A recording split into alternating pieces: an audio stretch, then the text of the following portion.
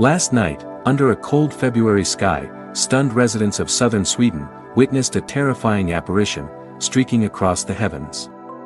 Described as a long, dark rocket, the object raced in unnatural silence with no roar, no flame, and no warning. The strange craft moved swiftly and deliberately, defying all known aircraft. No explosion followed. No wreckage was found. It disappeared as suddenly as it arrived, leaving behind only dread. Authorities remained silent, offering no explanation. Whispers of secret weapons and unseen forces spread like wildfire among the fearful populace.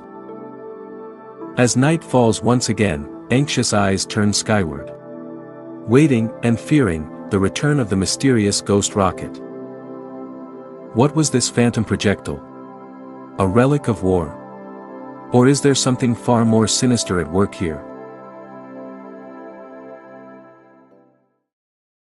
Our newspaper report is just a story, but the content is not. In the uneasy summer of 1946, as Europe was still brushing ash from the ruins of World War II, the skies over Scandinavia became the stage for a new kind of mystery. They came without warning. Long, dark objects hurtling across the twilight skies, sometimes trailing smoke, sometimes glinting like metal in the setting sun. People would look up, expecting clouds or birds, but saw instead something that did not belong. What were these mysterious objects, seen to plummet from the sky? What exactly did people see? Today, in Mysteries from a Forgotten World, we explore the strange phenomenon of ghost rockets. Keep watching to learn the truth. The term, ghost rocket, does not come from a single identifiable person. Instead, it originated in 1946, during a wave of mysterious aerial sightings over Scandinavia.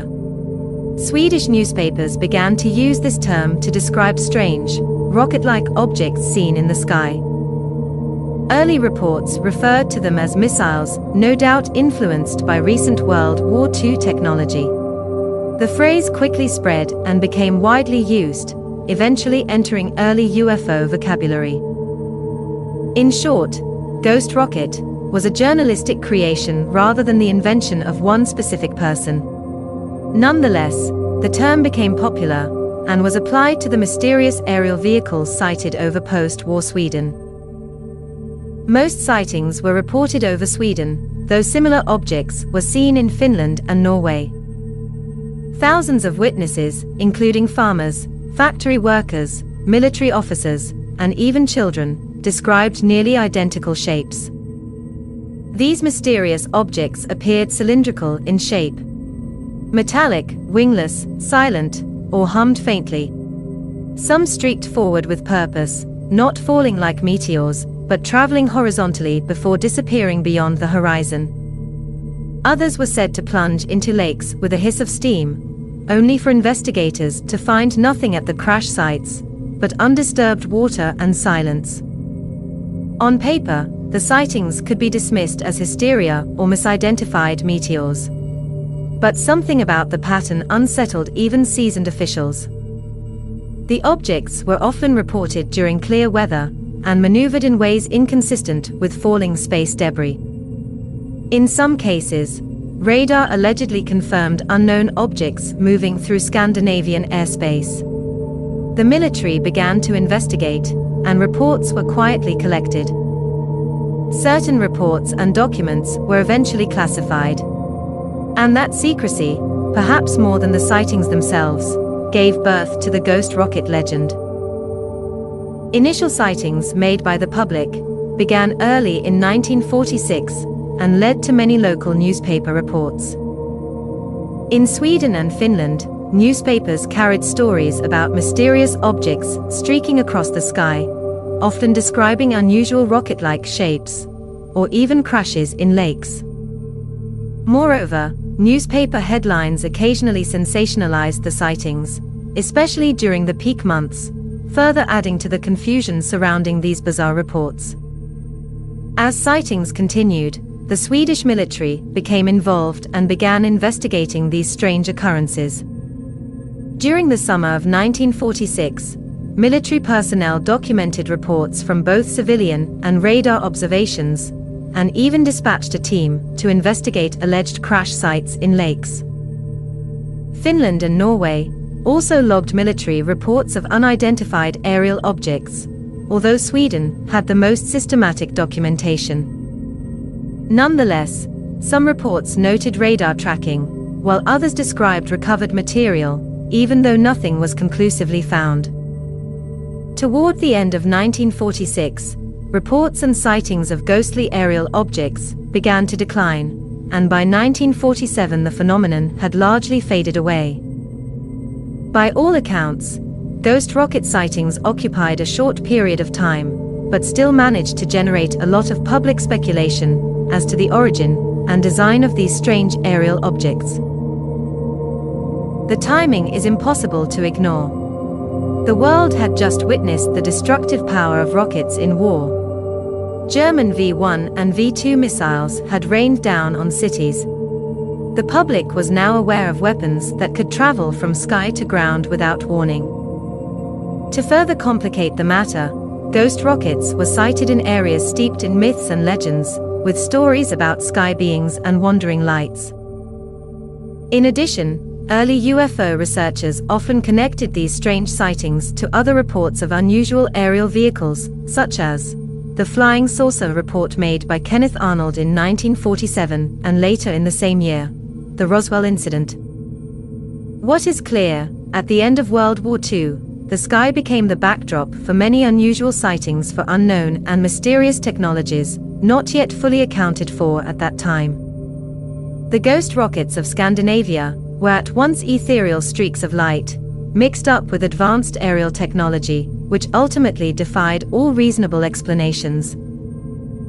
That may be the case, but there should be some possible explanation for these mysterious rockets, no matter how unlikely that explanation could turn out to be. One answer might be that ghost rocket sightings are misidentified natural phenomena.